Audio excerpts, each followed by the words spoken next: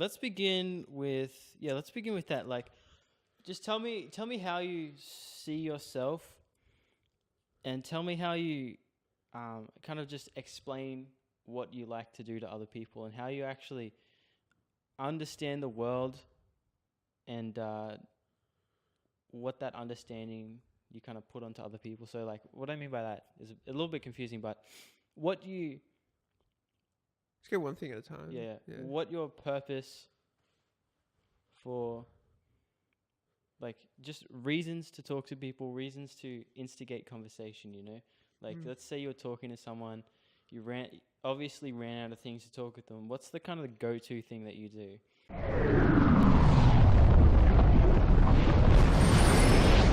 Like, if you're in, like, a pitfall, like, you talk to someone, you run out of stuff to talk to. Yeah.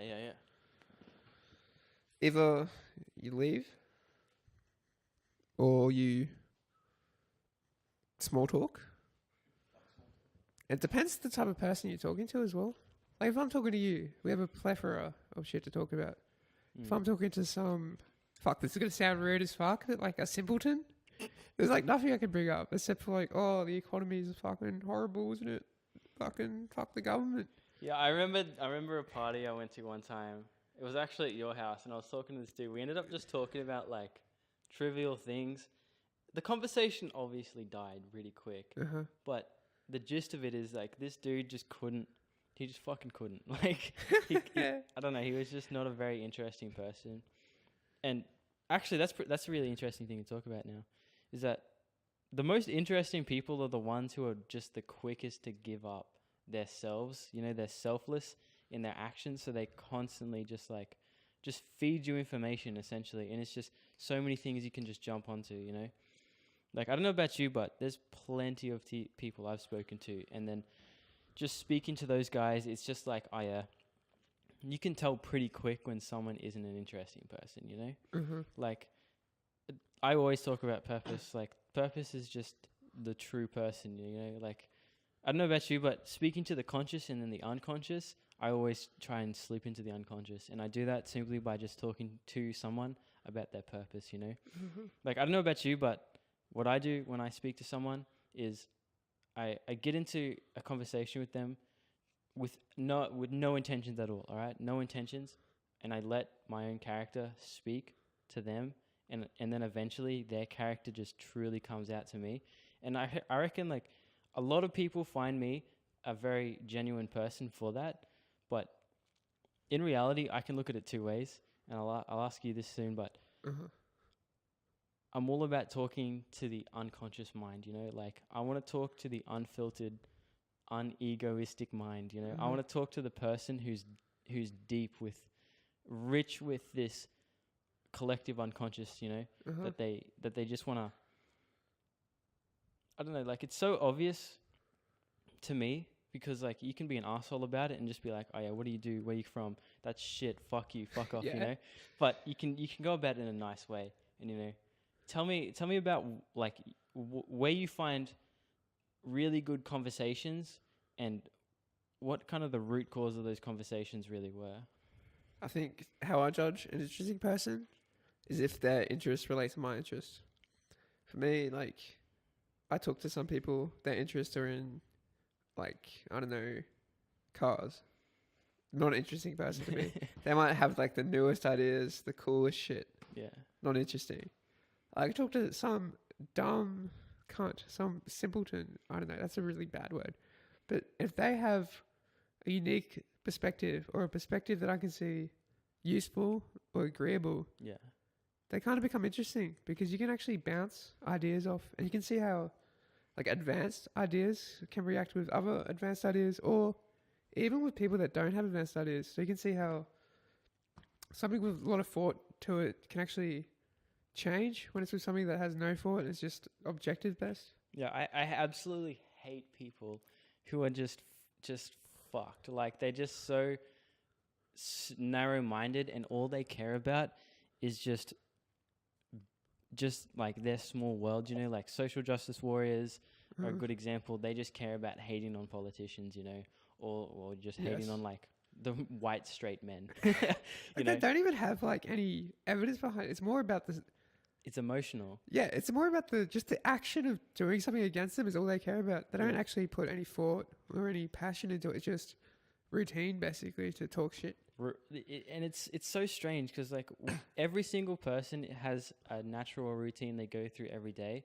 Like for a while, I had a really strict routine, and it actually made me a really, really knowledgeable person. However, it completely took away from my social life. It completely took away from my just networking and creating friends. And that, like, to me now, networking and talking to people and just building these really intricate relationships with people is like the most important thing I can do, because one of the big things I've realized lately is just having a strong foundation of friends, an inner circle, and then, you know, some people don't only have an inner circle of friends. They have like 2 or 3 friends and that's it. But me, like, I have a small group of friends that I build and grow and like constantly interact with them. I have an outer group of friends, and then, there's just layers to my friendships. I see that as well. Because, like, I don't know about you, but just the most interesting people to me are really the people who, one, have purpose. And from purpose, they have drive, and they have motivation, and they also have they have a character, like... Yes. I don't know about you, but... if you want to play like an RPG, if you want to play like a role-play game, the most interesting thing about the game is playing a specific person. And, like, you go out to town or you go to a party or, you just meet someone at like a university or a school. The most interesting people are the ones who are just naturally such defined characters, and they know exactly what they want. And it's I look at it like they've taken away big parts of their lives, There's one friend we have who's really into horror movies, likes dark and scary stuff, and that's solely them. And then they're such an interesting person because it's not about the shallow talk. It's about that deep conversation, like you talk about such small, intricate details with these people. And then in the foreground, it's not really doing much, but in the background, there's this big catalog of information that you've just built up with these people. And then, like if you remember friends from school and shit, it's just like nuances and inside jokes, and it's complete garbage, At the end of the day, it's all abstraction. It's all thought we've either created and like made fun of some stupid thing, and then it's just an inside joke. Like, I don't know about you, but tell me a couple things that like really make a character stand out to you. And I say character as in a human, but I just kind of look at people as characters now, because they all fall into the Jungian archetypes, if you want to look at it logically. I know what you're talking about, yeah. But yeah, like... I kind of see it opposite. I see characters as people, even from movies and stuff. I think that's just the directing approach. Yeah, what interests me about people, like, one of the main things is just defiance against everything, because I kind of see myself as like a defiant person. I don't listen. Like, I listen to what I want to listen to. I don't listen to what I don't want to listen to. If something is presented to me as truth, the first thing I'm going to do is trying to disprove that truth. So, like, that's the main thing that attracts me to people. And the main thing that makes people interesting for me is when they have their own personality. Because, I don't know, I'll say 60% of the people you meet actually substitute their personality with a thing or like an idea. Like, some people, like, their whole personality is the Marvel Cinematic Universe. Yeah. Like, and like, or saying yeet, they're different people. Everyone's unique, but they don't express themselves in unique ways. So every time you talk to them, it's the same thing. Like, deep down, they might be unique, but you'll never see that side of them. Yeah, I think that really comes down to the ego and like who you are to other people, like the presentation you give, and then the true self. It's like there's only so far you can go with the ego you play. By all means, the ego is one of the most important things in our culture. It's what everyone has their ego, and people strip their egos. But at the end of the day, all you're really doing is blowing holes in your ego, so it can either expand. So you expand your mind into the ego, into the collective unconsciousness. But the ego always rebuilds itself. It always comes back, and it always comes into this bigger character of yourself. And like, if you talk to a monk, if you talk to a yogi or someone who's completely stripped themselves of their ego, well, I don't think you'll ever meet someone like that, simply because there's always the ego. You are required to have an ego, because the ego really is who you are. You know, like, people absolutely hate on the ego. They say it's the worst thing. I wish I didn't have one. But at the end of the day, your ego is really the person who you show the world you are. Like, and if you show the world you are, you're a multi-billionaire. You buy yachts, you buy casinos and shit like that. Well, it's your ego. Like, if you were truly stripped of your ego, you'd just meditate for 16 hours of the day, and you'd be practicing death. Like, I don't know if you agree with that, but well, they believe that, like, I'm talking about like monks or like spiritual Eastern cultures, that like the stripping of the ego is one of the big steps to nirvana. Yeah. But like, I was reading a book, Siddhartha, I talked about it before, and everyone the main character has talked to or seen has never reached nirvana. All the oldest people, and they've like tried to strip the ego, but no one's ever fully gotten rid of that ego. Yeah, if you want to strip your ego, you really have to give up on everything. There's a dude called Dandapani. He's a entrepreneur now and a businessman, but he originally started as an engineer. He decided that engineer wasn't his thing. He met a guru when he was young. The guru said, just finish your course, then become a monk. So he finished his course, burnt all his bridges, gave all his money away, all his possessions away, and then he studied in a monastery for like, I don't know, 5 to 10 plus years. Yep. And he eventually reached enlightenment after his brain literally broke, because he was that distraught. He had the realization that he actually was nothing in the grand scheme of the universe.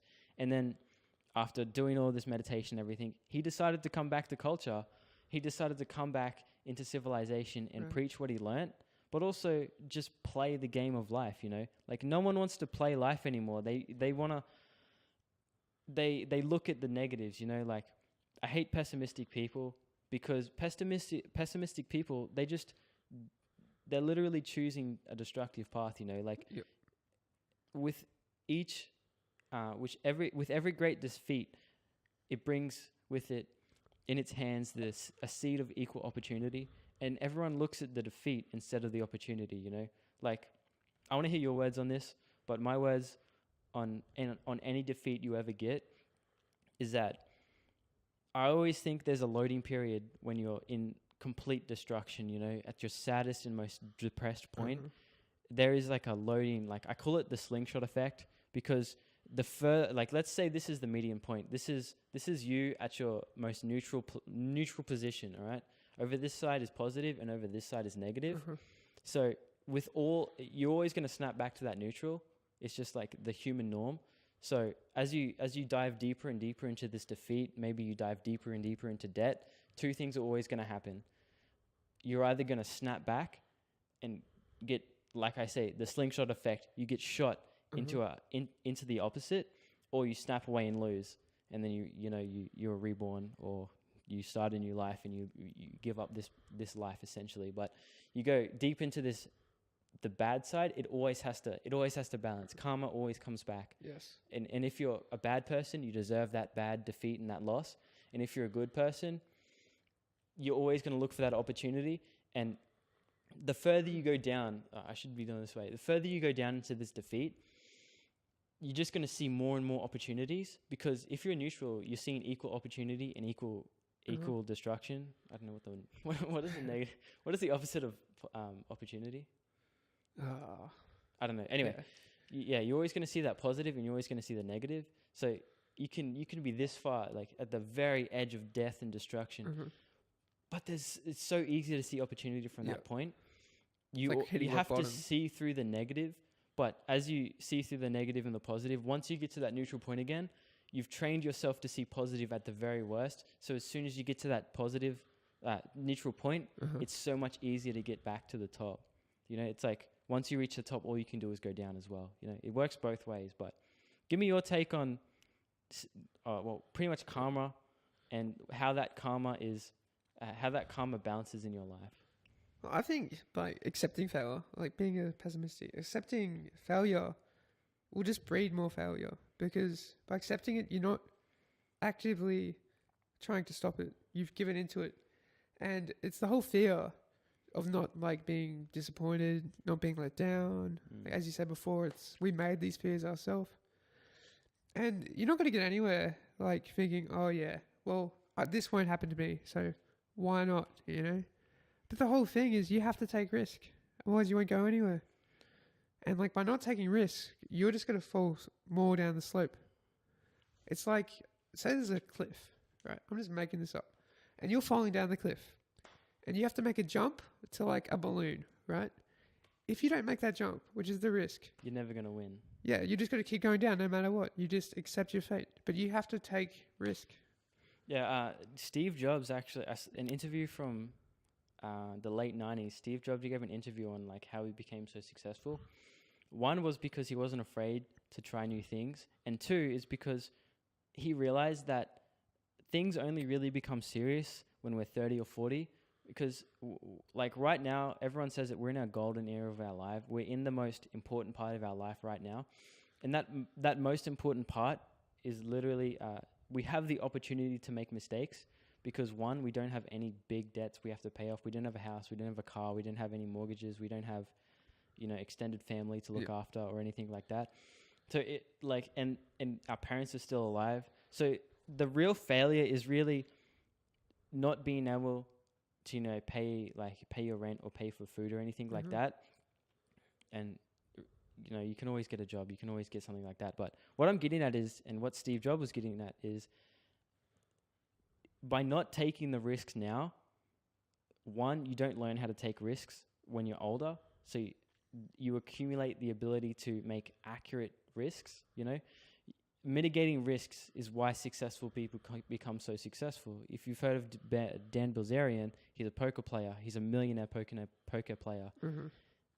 You look at the statistics, 90%, I'd say, of all poker players fail and they go completely bankrupt.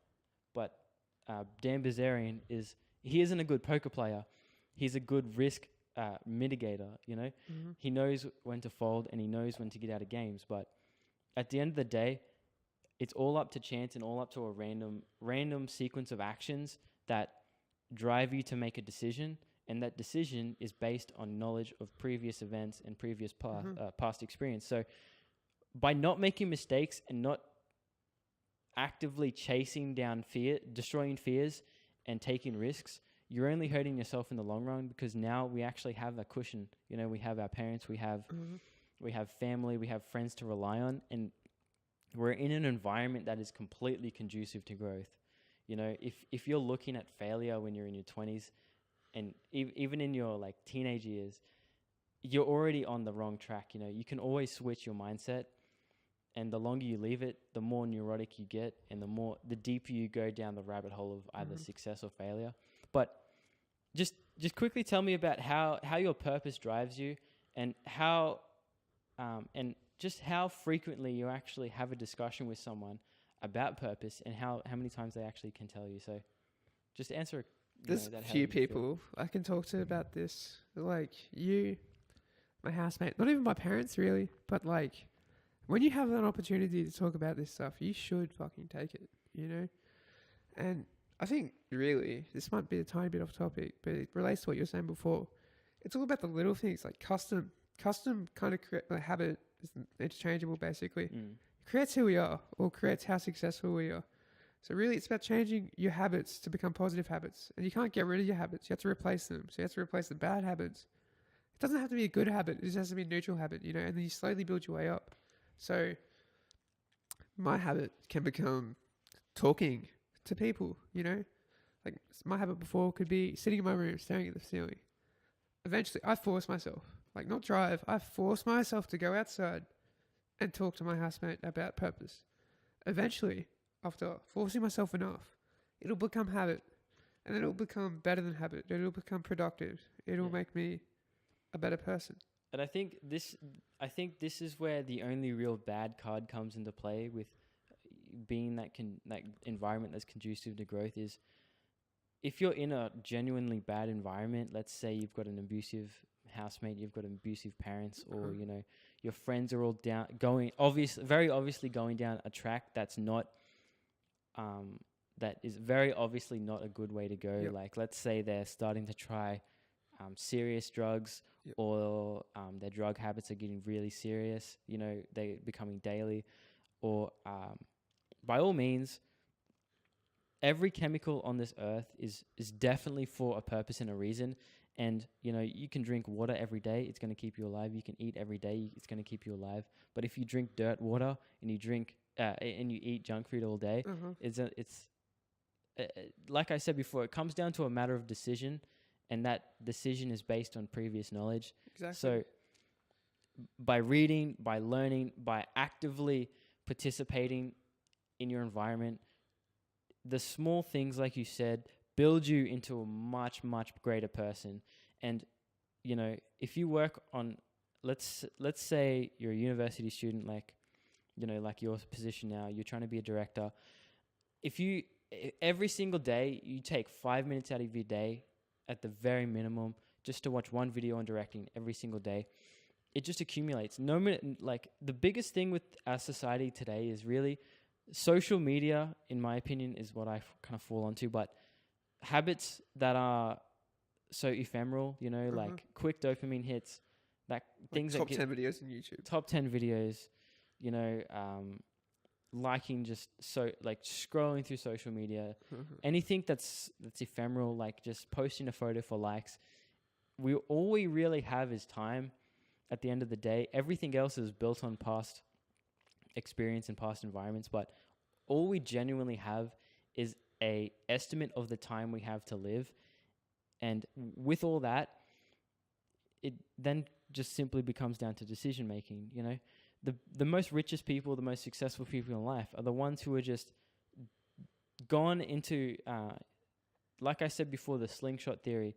They've decided to go down the bad track, realized they fixed themselves, then they've gone into a good track, and they may have actually gone backwards. But just by simply failing repeatedly, choosing to look for the seed of opportunity in all failures, people always, always, always are better off by acting. Like, let's say you're on the bus, you see the most beautiful girl you've ever seen. You genuinely have one opportunity, and no one ever takes that opportunity because they've built the habit of sitting on the bus in silence, looking down at their phone, you know. We all build habits that we don't even realize, you know. I did this with myself. I had super bad habits when I was little. I was like the worst of the worst. I would finish school, go home and play games for like 8 hours. No joke, 8 hours a day. And then after that 8 hours, literally go to sleep.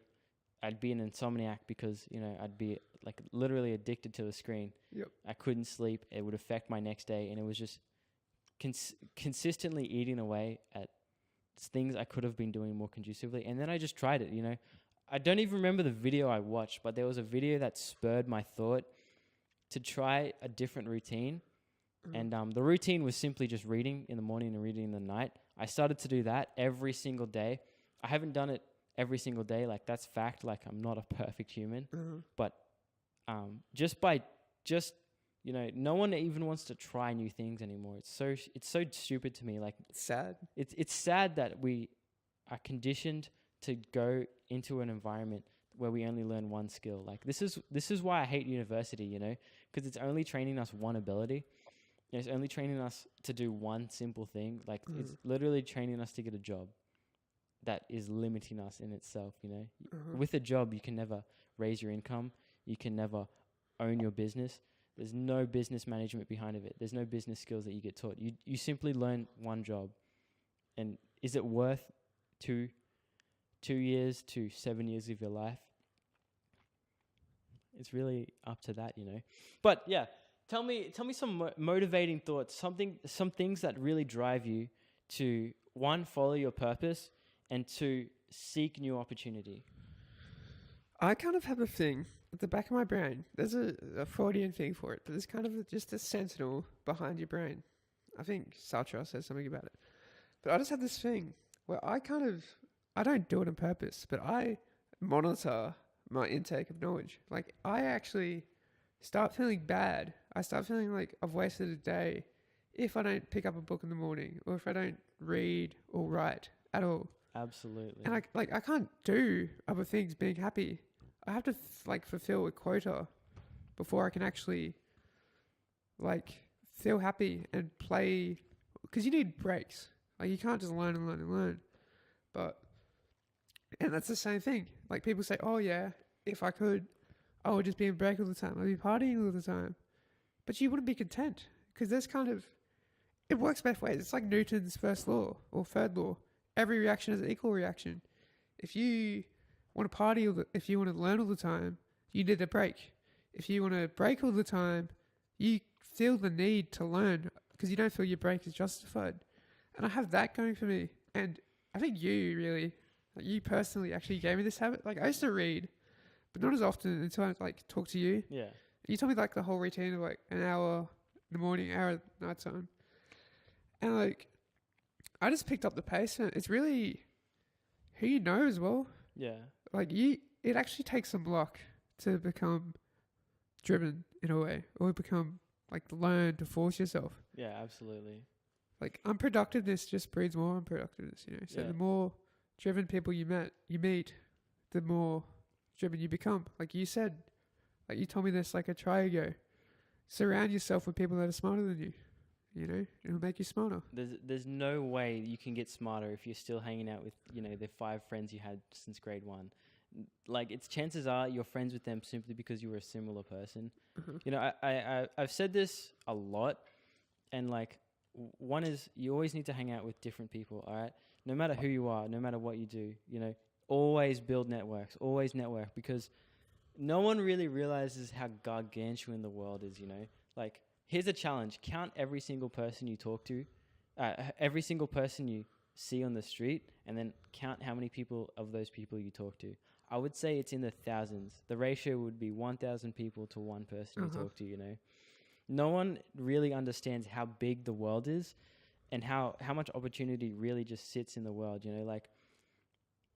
Like you just said, it just takes one person to change your paradigm, and every single person you meet has their own paradigm, and their paradigm is constructed from their past experience, because our parents teach us that, a couple bad paradigms that our parents mantras really, that our parents have taught us is something like a penny saved is a penny well spent, or something like that, or save money for a rainy day. Well, fuck, you're obviously going to spend money on a rainy day then. And if you live in somewhere like fucking UK, you're going to be spending your money every day.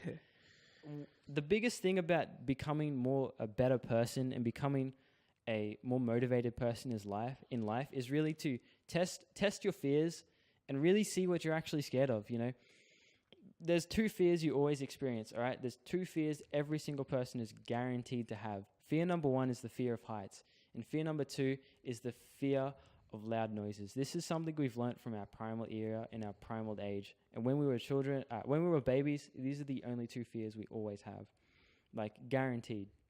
Everything else is learnt, and in a way, I look at myself as an optimistic person, and I think if I'm genuinely scared of these opportunity literally slapping me in the face in the street, because the biggest thing about seeing opportunity and taking that opportunity and turning it into motivation is really understanding the fundamental laws of the universe. Fundamental law of fear is that we have a fear of falling, a fear of loud noises. Everything else, you can look at it like an anxiety. You can be, Alan Watts is quoted saying this, but Alan Watts said, you can be the watcher watching the watcher who's watching the watcher. You can go down a rabbit hole of just watching yourself. But no one ever stops to think who's watching the watcher, because at the end of the day, it always comes back to how present you are. And for a lot of people, they fall into drug habits, and they fall into they fall into different wanting different mindsets induced by different chemicals. So let's say alcohol will always give you more sociable, more friendly, more not egoistic, more natural. You become more natural, more friendly. You become you peel away your social you peel away the anxiety and the ego that you previously were. But at the end of the day, you're also getting permission, you know? A lot of people don't do a lot of things in life simply because they think they need permission. It comes all the way from childhood, eh? Because our parents yell at us, our parents fight, we see and we experience fear, and that fear then feeds on fear, and then it just becomes a snowball effect of either conducive to growth or conducive to failure, you know? You were about to say something there, yeah. Like a parent who says to their children, don't say something unless you think about it, or always use manners. That person, when they grow up, like naturally, like, yeah, they will use manners, but I think they're kind of actually disadvantaged because they won't take risk. Like every time they want to say something, like, you have to be strict on your whims. Like, this is a quote from Judith Weston from Directing Actors. Go on. But, like, you have to be strict on your whims, you know? Otherwise, it'll just be something you're not passionate about. Because if you don't follow your passion, then what are you following, you know? Nothing. So it's kind of impossible to be, like, a great parent, but you're, like, naturally setting your kids up for not taking risk by telling them, oh, this is what society expects of you, so do it, you know? Yeah, like, I think the majority of parenting, what makes good parents is picking a location where their child can sit, grow, build networks, root foundation, and, like, I don't know about your childhood, but I think I moved house 4 times, you know, and I'm only 20 years old, you know? Mm-hmm. Like, how can I possibly build deep relationships when I've only known someone for 4 or 5 years, you know? Like, that's like, it's you know, it's practically impossible. Like, we have social media, but it's still an abstraction of the greater truth. And it always comes back to how present you are in any situation, you know? If you're riddled with anxiety, it always comes back to the fear of the unknown or the fear of just being in the present moment. Because, like I said, you can always abstract yourself within your own mind, and that abstraction creates anxiety because you begin to watch yourself watching your actions, and then you can go down so many different, you know, fractal fucking tangents of just fears and anxieties. But at the end of the day, all you need to be is present, and all you need to be is the self that you are. You know, we have one friend, a Greek friend, and absolutely fucks up every single day, but he still makes so many friends. He still has such a big impact on so many people because he's being the genuine person that he truly is, and that's what is making him successful. That's what's sending him to film festivals. That's what's getting him set up for a life of purpose and, like, well, life filled with passion and purpose, you know? And so many people just don't want to do that, you know? They don't want to be a good person simply because their parents have come up to them and their parents have said, you know, say sorry to this man, or don't walk in front of this person, or you need to put your socks on before you put your shoes on. Something stupid like that, you know? But yeah, like, that really ties in really well with what drives people. You know, I'd like to hear your take on what actually drives people to really make impact in someone's, one, in their own life, and 2, to drive someone else's life. I think this is just from my personal experience. There's just one time in your life, if you're lucky, where you just have an awakening. Like, I couldn't tell you how it happens or why it happens or how you can make it happen to you. Then you realize there's so much you don't know and so much you're missing out on. And then that, for me at least, is how I build my drive. Because before, I'd say this year is when I really had an awakening. It was just like parties, friends, family, Getting fucked up. work, yeah. So it was like hating work, loving parties. I come to uni, and for me, I know it's going to sound a bit silly, but my actual, like, distrust of uni, or kind of resentment of being told this is how it is what made me want to have an argument to it, you know? Like, Yeah. I just wanted to tell them, no, you're wrong, get fucked. So I taught myself how I could legitimately say that. So it's really just an awakening. And then for other people, I feel like this is just a subconscious thing or unconscious thing. I just seek to give people that awakening. Like, it's like a form of accelerationism, if you know what that is. Yeah, like, by giving away your power, you're actually receiving it. Is that what you're saying? Well, I'm saying, like, when it comes to other people, like, accelerationism is like a political term or you make something so bad until people like have to change it, because no one's going to change it unless they have to. Yeah, I know what you mean. It's like, let's say you have a really fat friend. Uh-huh. You just bully that fat friend. You're like, all right, you're a fucking fat fuck. You just eat junk food. You play games all day. They're either going to do two things. They're going to fucking kill themselves, or they're going to make a change in their life. But keep going. Yeah. And eventually there'll be a point where they realize they're so fucking fat that they have to lose weight. Absolutely. And then that's like the slingshot, man. The worse it gets, the more you come back. It's exactly like that. And then with other people, it's just about giving people that awakening. Like, sometimes you have to be an asshole. Sometimes you have to be ignorant. Like, I just say stupid shit to my friends. Like, I say, oh yeah, fucking this horrible thing was justified. And they actually have to think about a way to respond to it. Like, that's how I got my awakening. So I'm just trying to give that to other people. Yeah, like, by being an instigating force is just the most critical thing in anyone's life, especially at our age now.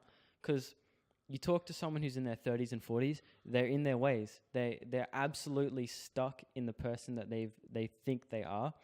But at our age now, we're so malleable, you know, we're so impressionable by our environment, you know.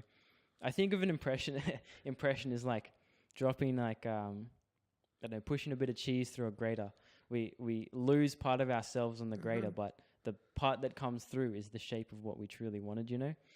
And a really big drive and a really big force that can actually change people's lives is just the act of doing something first. You know, how many people do you know that'll just act on something impulsively, either that be good or bad, but act on something in a way that's just conducive to growth, you know? We're in an environment now where people are so, especially at the bottom, low socioeconomic areas, they're so pent up with keeping themselves safe and they're keeping themselves happy that they just can't expand. They can't push out and they can't see new opportunity simply because they're so content on, you know, buying the newest fucking DC shoe and getting the fucking nicest snapback, you know? Yeah, I think like we're losing our solidarity with the people by just like media and society, like what you're saying, you know? Like the more we have to survive for ourselves, because that's the way society is set up. Yeah. Like, sorry to fucking lay it on you, but like, it's really hunt or be hunted. And like, we've lost our feeling of compassion for each other, or we're losing it. And you just have to, you have to do something about it. Like, I feel like my role, like, this is something that drives me to make movies, is to start that awakening for people, you know, instigate, like you said. What is it? What do you mean? In spaghetti. Instigate. In spaghetti people. Yeah, people in spaghetti. Yeah, like, it's just, it always comes back to either fear or opportunity. You can see fear and you can see opportunity. But really, it always fucking links to emotion. It always links to you're either a logical person or you're an emotional person. You know, this scientific evidence supports this. Read the book Social Intelligence. It's essentially a book about just awakening you to the reality that in states of fear and states that are out of your control, you can sit in your room in complete silence and darkness. You'll be in a completely neutral state, not happy and not sad. You can go outside into let's say you need to cross a really busy road. Your only opportunity you see, you'll only barely get through. You'll only barely run through the traffic. It's very likely it's gonna start your amygdala. You're gonna enter a amygdala hijack where your logic in your brain is overridden by your emotional side, like the reptilian side of your brain, and you're gonna enter a state of fight, flight, or freeze. Fight, flight, or freeze, and you're always gonna revert back to these natural instincts. You know, you can't escape the person you are truly deep down, especially in scary situations, especially in a situation that takes you out of your comfort zone. And for a lot of people, their comfort zone is waking up at 11 o'clock in the morning, going to their parents' fridge, you know, going back to their room and sitting on Facebook for 4 hours. And then they're so exhausted from their big day that they fall asleep they do that and then they would binge watch Netflix, they chat shit on Facebook, and then they end up in bed at like 3 in the morning. They haven't done anything. But that's where their mentality sits. They're not bad people. They've just been trained this way, you know. Like we were just talking about before, you know, it's fears are looked at in such a bad way, in my opinion. I think fears should be looked at as, like I said, seeds of opportunity. You can always look on the emotional side of your brain and see fear, but you look at it logically, you always have an option in any situation. It's just how quickly you make decisions and how quickly you act on decisions. You know, 2 options, one option leads to failure, one option leads to success. Mm-hmm. It's really, why do you want to do something, and why do you want to build yourself into something better? Or why do you want to destroy yourself, you know? By all means, I've had plenty of existential moments where I'm just like, why am I doing all this? Why does it even matter? And at the end of the day, nothing fucking matters, but how hard do you want to play the game, you know? Mm-hmm. How hard do you want to go into reality, and how hard do you just want to make an impact, you know? Like, a lot of people don't do a lot of things in life because they think it's always going to lead to failure, but the reality of it is it's never going to lead to failure so long as you keep acting. Like, let's say we go into the law of averages. Law of averages is essentially every no leads to a yes. And the law of averages means that if you were to talk to 100 people, if you were to ask 100 girls for their phone number, one of them, or depending on how good you are at talking to girls, but let's use this ratio, 100 people, you're always going to get one yes for every 100 people you talk to. We live in Brisbane. There's, I think, like 1.2 million people here. You can talk to 100 people very easily just sitting at the bus stop, you know? Like, that's what it comes down to. You only see opportunity from first instigating opportunity. Like, we spoke about this before, you know. Inspiration can come in 2 ways. It can be created by everyday commitment, whether it be 2 minutes in the morning, 2 minutes at night, 5 minutes in the middle of the day when you have free time. But just by continually showing up and acting in a way that's conducive to growth, there's no way you can reach failure. Like, just because you sat down, let's say you're a writer, you want to write novels. If you don't write every single day, well, you're going to fail. You know, you're not acting on a passion. Let's say you have a bad breakup, you're emotionally distraught, you can't do anything really. You know, you're crippled because you've learned to rely on someone in such a heavy way that you need to relearn just how to be an effective human. So you're a writer, you go and sit down, you're so distraught from this relationship, but let's say you're heartbroken for 3 months, but you still show up and do that, you know, just 5 minutes every single day of just writing shit on the screen. Eventually, you're going to turn that emotion of a heartbreak into a song like Adele 21, you know. What was that girl's name? That was or like the majority of popular songs today are made because of heartbreaks, you know. So many people Taylor Swift is a perfect example, but you don't see opportunity until you've learnt to look through the emotional side of the brain. You've changed the way you rationalize your brain, and you see it from a logical point of view, because routine, and by building routine, you create a presence that people want to hang out with you. People say, you know, this dude is doing shit, you know. It doesn't matter if you're doing a good job or a bad job. You will eventually get good, like guaranteed. Like the Greek guy. Yeah, exactly. Yeah. Like this Greek dude. He's bad at some things and good at others. You know, for him, it's just a matter of finding his pros and cutting and mitigating the risks. Everyone loves to admire him as well, you know. Exactly. Because he acts. Everyone also fucking hates on him hard in group chats and just bullies the shit out of him. But at the end of the day, this is a cool person. This is a really reliable person because they turn up, they do the work, and they're not afraid to fail. There's a few people I respect at this uni. And even though he's not the smartest, but I do respect him because he acts. And I love what you're saying about acting. It is really about acting. It's about like being decisive as well. Like, I've learned this from my housemate.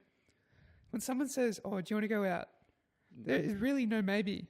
It's a yes or a no. Make the decision. Exactly. Like, I was horrible at it, until like a month ago, and I've been in the habit now of saying yes or no. And I think it's very important. Never ever be content with your like accomplishments, because like even for awakenings, right? Like you might have an awakening, you might think, oh yeah, I'm the most special cunt in the universe, right? But that awakening could be a false awakening. Like go have another one, try to have another one, you know? Never be content, keep acting, because it's just about do more, yeah, be more, appreciate more. Like, you know, so many people aren't happy and grateful for what they have, and it's ridiculous. You know, no one that I genuinely know has is just as grateful as I see the rest of the world. Like, but I see that from a subjective point of view, obviously. But it's so difficult to talk to someone who isn't grateful or who hasn't realized happiness in their life, because, you know, you can always look back on defeat. You can always look back on failure, but you can either look back on it as a driving force. You can look back at it as a motivational force. You can look back on it as a force to give you purpose, or you can look back on it as a reason to take up a bad habit, to destroy a relationship, to cut ties with an important person, you know. I am absolutely 100% one of those people, but the amount of times I've failed and gone and seen the opportunity later on and absolutely punched myself in the head is, you know, you don't realize that the more you do now and the more present you are now, just the better things become, because the more action induces more action, you know. And if you're able to, you're always limited. You always have a ceiling of what the individual can do in a day. And the individual, what they can do in a day is, you know, let's say you need to research how to build a rocket. You can only do so much individually. And this is where directing and managing comes into place. If you can't get someone else to work with you, and if you can't get into the emotional side and the subconscious side of someone else, and you can't speak to them directly, because if you speak to the conscious mind, you're not speaking to that person. You're speaking to an ego, a ephemeral part of someone who isn't actually the real thing. You know, deep down, we are all humans, all right? And deep down, all humans are exactly the same. We want we have two fears, like I said before, and we have driving forces. Reproduction, survival, that includes like food and water, and shelter, really. So, you know, clothing, shelter, food, water, and sex. And we all want and need as well. We all want and need. Like, I struggle with this, but I've improved very fucking greatly with it. But just having conversations with people, having conversations with strangers, you know, a lot of people struggle with this because they don't think they can connect with someone. But in reality, we all fucking connect because we're all the same thing, you know. We all spawned from a mutated gene 28,000 years ago when the dinosaurs were still stomping around. Like, we are literally all the same person, all the same thing. It's like what you said with the unconscious, you know. Like, I don't know, I'm just going to fill it in for you. I don't know if you agree, but this is how I see, how you see. Like, but you said you wanted to see the unconscious in people. And I think that's like, you want to see the purest version of them so you can connect to them more. Because if you're being the purest person of yourself and they're being the purest version of their self, you're both the same thing, basically, as you say. Like, so then you actually have a genuine, like, connection. Yeah, relationship. Like, I have two rules in any relationship ever. The first rule is, if you're not 100% the best boyfriend or girlfriend, you don't deserve the best boyfriend or girlfriend. You know, if you're not setting the standard and setting the pace, why should they catch up? Why should they be better than you? And also, why should they have a reason to catch up to you? You know, by all means, this can lead to destructive ends. You know, spending too much money on people and spending that. But that really comes down to, you know, obvious logical reasoning of when is the right time to be good, when is the right time to give more. But that in itself isn't enough. You know, the second thing that you should always do is, I haven't really thought of a way to put this into a succinct sentence, but the second reason is, you know, if you're in a relationship and then like, let's say you're in a relationship for 1 year with someone, you can either be dating, you can be friends, you can be just acquaintances at work, whatever. you're gonna build a history and a love for that person, because literally it is a love for that person. You want to hang out with that person because you get an emotional enjoyment from hanging out with them, and you also get a educational learning experiences from them as well.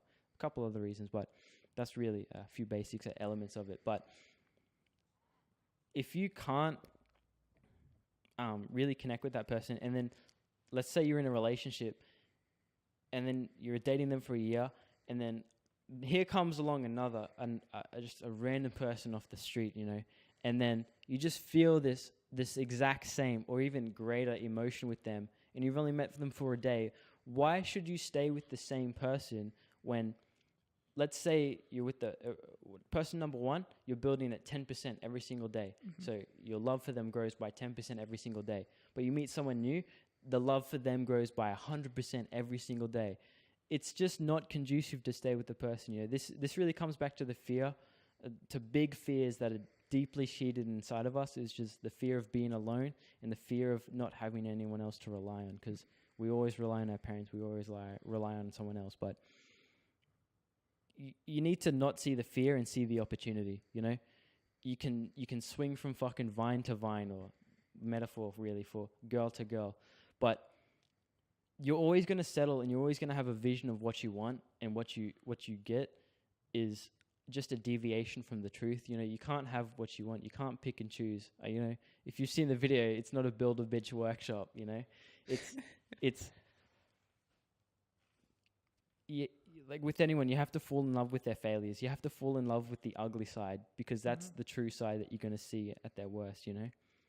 So like, tell me a little bit about, though, just like a relationships or just big emotional events that really just like one that comes off the top of your head that just shifted your mind, you know, like that made you realize that you were talking about awakening. Like, what really instigated that awakening on the emotional side of your brain? I had an experience in high school. It was like, I had friends, but they weren't really my friends. Like, I didn't really like them. They didn't really like me, but we were friends. And, you know, it grew to a point where we'd like fight and would like argue, and they'd just like shove it under the rug. But I met other people, and these people I love talking to. It's like what you said, like 100%, 1%. It's better to go with 100% each day. And like, I realized like accelerationism it got to such a bad point. And then I saw this 100%. Like, you're not naturally going to see that is better than this, because you're too in love with the idea. Your ego is still attached to it. Yeah. Like, we need change, and we operate in change. We're like we're kind of scared of change. We have the habit of being scared of change. It's natural to be scared of what's uncommon. Yeah. And like, you don't know, like fear of the unknown. You don't know what's over there. You know what's here. You know it's not as good as it could be, or not great, but you know it's there. And then you go over here, you have no idea, and you have to take that risk. And like, I just realized, it just happened to me, like, I kind of had like this deep kind of loathing, deep type of dislike of them the whole time. That was deep turmoil. Yeah. It's just like, it's just buried there. Yeah. You don't know, but it is buried there. And like, maybe when you go to sleep, like before bed, you might feel sad. You don't know why you're sad, but that is the reason you're sad. And then like, you meet these new people, and you realize, you just get this snap, I've just wasted a year of my life with these cunts. Exactly. Yeah. The fear and that angst is just so deeply seated in either your personality or your subconscious mind that you can't actually separate yourself from it, because deep down it's actually truly what you've become as your person. So the character you play, the ego that you're playing, isn't actually the person that you want to be, but it becomes a way of breaking down these old boundaries to really become what you actually genuinely want to be. And that's breaking down fears and building yourself into the new person, you know, like Lego blocks. You can always break down the conscious mind. You're either going to go schizophrenic, you're either going to, you know, just something bad will happen. But from that pain is that seed of opportunity, and that seed of just awakening, where you bloom into the person that you actually should be, because whoever you talk to, especially successful people, they narrow their true what they identify with traits that are conducive to both growth and giving. You know, if you meet someone, first person that comes to mind is Grant Cardone, multi-millionaire. He earns $440 million every single year, but he's a philanthropist. He has too much money, you know. He has too much money to spend on his family that he has to give it away. Otherwise, like, why is he doing it otherwise, you know? If you can't help someone else, then we all don't want to be selfish. And especially once you get to these magnitude heights and these huge places, you just can't not be a giver, you know? Like, I look at any rich person, they're rich because at one point in their life, they were able to instill values in someone else that were conducive to a mutual growth that developed a bigger personality that combined both of them, and that combined personality started to spawn more and more networks. And at the end of the day, any purpose, any motivation, any drive you have, if it's not narrowed down to these fundamental kindness, the fundamental truths of kindness and giving, then you're always going to see failure. Like, if you look at, I always look at the world, we live in a fractal universe, you know, we're all deviations from a true perfect fractal. And in that fractal universe, the way to continue to grow is to continue the iteration. And to continue the iteration, you need to constantly give, you need to constantly reciprocate the kindness you receive. Otherwise, it's always going to burn out somewhere, and it's always going to break down somewhere, like a mental breakdown, a physical breakdown, broken bones, you know, something like that. And we have a finite amount of time to either rebuild these habits and these traits, you know. And really, like, to sum everything up, you know, I'd just like to hear what you have to say about what really makes a person good, you know? Good. What makes a person, it doesn't have to be the most critical thing, you know, just a couple different things on what actually makes someone an honest-hearted person. Morale, like, and ethics plays a part. New ideas, like being original. Being, like, chasing novelty. Yeah, someone, like, it's like what you said, what do I find interesting in a person? I associate that with being a good person. And, like, I don't know if you've seen a movie, it's called Barton Fink. No, I haven't seen it. I always try not to be like the guy in that, because there's a position where I could see myself becoming, where you become, like, you think like you're this elevated sense of intelligence. And then you look at the working man, and you would admire the working man, but it's not on a compassionate level. It's on a, oh yeah, I'm writing for this guy. But, like, you're saying you're writing for this guy, but really, you don't, like, you're not writing for him. You're using him for your material, and you trick yourself. And, like, I admire the working man, the honest man, the person who, like, does what they want. They follow their whims. They're courteous of other people. That's a huge thing, how people treat other people. Like, you don't, like, people don't know this. I only learned this, like, a few days ago. Like, my housemate, even he, like, he's a pretty, I don't know, tough bloke. Rough around the edges. Yeah, but even he is nervous when he confronts people. Yeah. You know, and he's honest. He has his own ideas, radical ideas. He might be an arsehole sometimes, but he's living his way of life. He is critical of himself. He's critical of others.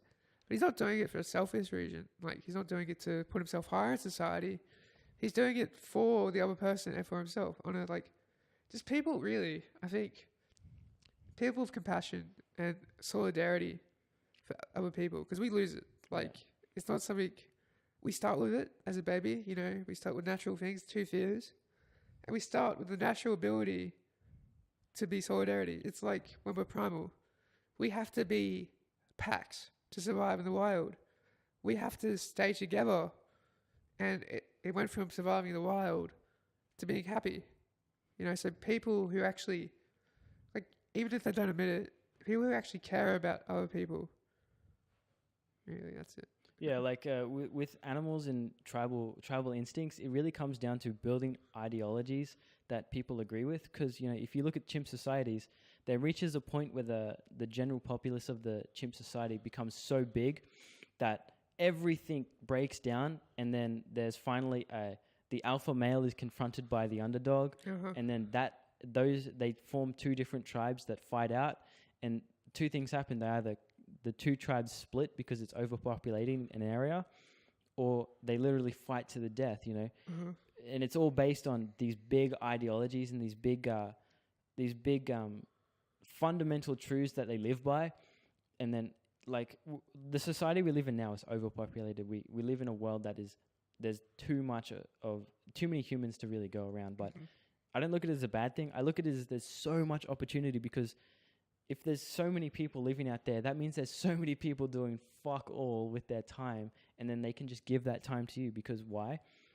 Because you're doing something that is conducive to growth, conducive to happiness, conducive to kindness, and also, just being a natural philanthropist and being able to grow and build this empire that people just want to be a part of. You know, we live in the most opportunity-rich society, that it's so opportunity-rich that no one really wants to take that opportunity up, because they think someone else is going to do it for them anyway. So we've been handed the keys to the universe for sure. But with that being said, it becomes then fighting the fear of seeing the opportunity.